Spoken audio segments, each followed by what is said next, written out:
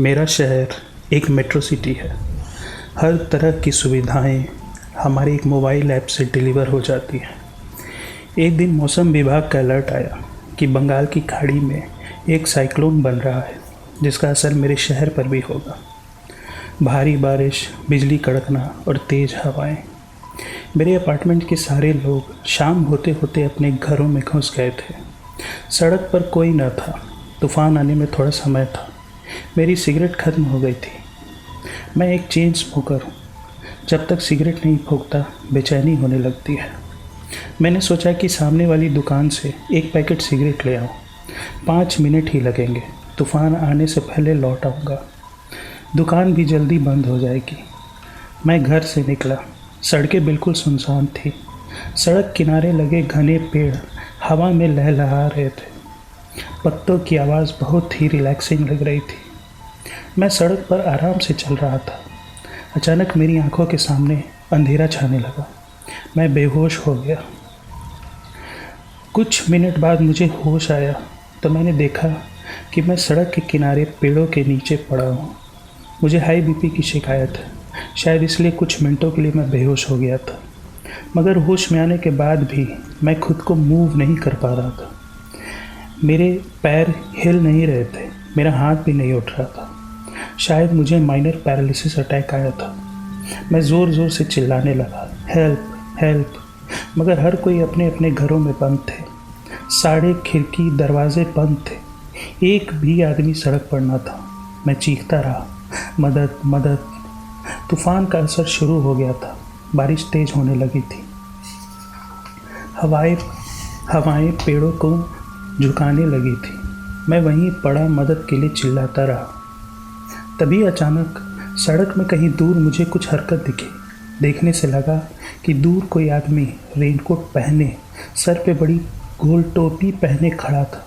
उसका चेहरा दिख नहीं रहा था। रेनकोट के कॉलर और ऊपर टोपी के बीच अंधेरे में छुपा हुआ था उसका चेहरा। मैंने उसे पुकारा, प्लीज़ हेल्प, प्लीज़ हेल्प। वो धीरे धीरे मेरी तरफ बढ़ने लगा। वो मेरे पास आकर खड़ा हो गया। मैंने उससे कहा, प्लीज़ सर, मेरी मदद करिए। वो चुपचाप खड़ा रहा। वो मेरे आगे पीछे चलकर मुझे देखने लगा, जैसे वो मेरा साइज़ नाप रहा हो। वो बड़ा अजीब था। मुझे कुछ गड़बड़ लगा। वो आदमी मेरे सामने झुक गया और मुझसे कहा कि कितने पैसे हैं तेरे पास। मैंने कहा, ज़्यादा नहीं है। उसने मेरी जेब से सारे पैसे निकाल लिए। मेरे पर्स में रखा मेरा ड्राइविंग लाइसेंस भी उसने रख लिया। उसके हाथ मेरा डिटेल चला गया था। उसका गुमनाम अंधेरे से ढका चेहरा मुझे गौर से देख रहा था। मैं उसकी आंखें खुद पर महसूस कर सकता था। उसने अपना हाथ अपनी रेनकोट के अंदर डाला और एक बड़ा चाकू निकाला। चाकू देखकर मेरी हालत ख़राब हो गई। मैं उसके सामने गिड़गिड़ाने लगा, प्लीज़ सर, मुझे छोड़ दो। मैंने क्या बिगाड़ा है आपका? पैसे ले लिए ना अपने। मुझे कुछ मत करो प्लीज़। उसने बड़े डरावने ढंग से मुझे श्श कहा। उसने कहा, जानते हो तूफ़ान में लोग घर से बाहर क्यों नहीं निकलते? जानते हो क्यों? क्योंकि तेज़ बारिश और तेज़ हवाएं कुछ बुरी नीयत वाले लोगों को रोमांचित कर देती हैं। उनकी रगों में खून डबल स्पीड से दौड़ने लगता है। वो बाहर निकल आते हैं और बाहर के तूफ़ान को अंदर के तूफ़ान से टकरा देते हैं।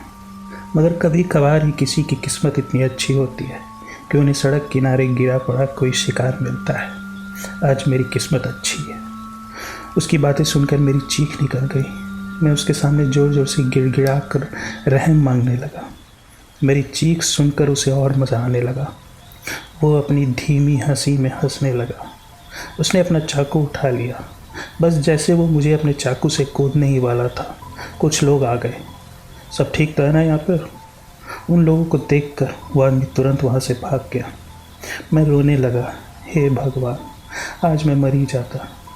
वो लोग वहाँ आए। उन्होंने कहा, हम तुम्हारी आवाज़ सुनकर यहाँ आए। वो आदमी कौन था? मैं बस रोए जा रहा था। मुझे हॉस्पिटल ले जाया गया। डॉक्टर ने कहा माइनर अटैक था। अब ठीक है सब। मैं अपना पैर हाथ हिला पा रहा था। मैंने अगले ही दिन पुलिस स्टेशन में एफआईआर करवाया। उन्होंने सीसीटीवी कैमरा से पता लगाने की कोशिश की, पर वह आदमी ना मिला। उसके पास मेरा ड्राइविंग लाइसेंस था। वो मुझ पर फिर हमला कर सकता था। उफ, काश मैं उस तूफान में बाहर ना निकला होता। काश।